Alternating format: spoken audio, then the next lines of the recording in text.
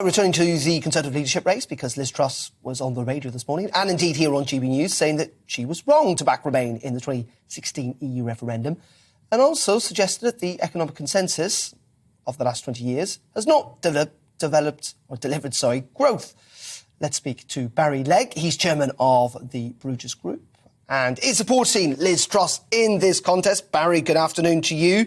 Why are you supporting a woman who said that Brexit would be terrible for the country?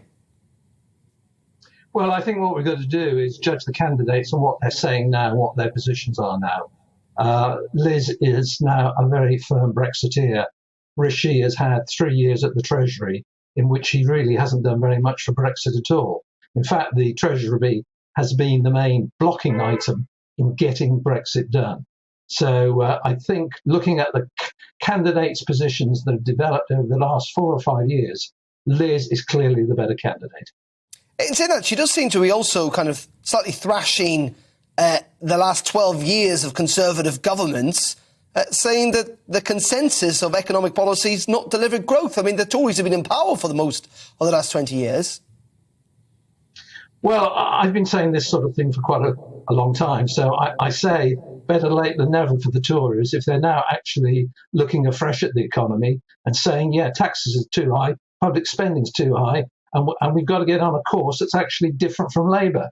You may remember David Cameron came in and he wanted to be the heir to Blair. So I think it's very good that Liz is saying we now need to make a correction. Is she the heir to Thatcher? Is she the heir to Thatcher? Well, only time will tell.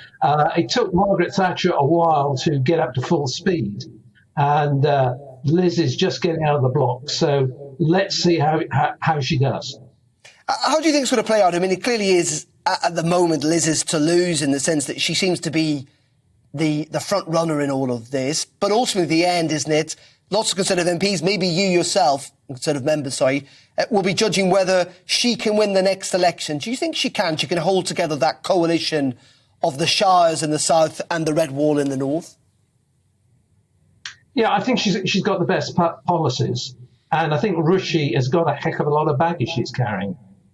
He's been a very ineffective, unpopular chancellor, and he's had a lot of issues that have distanced himself personally from the sort of people that vote out in the Conservative leadership election.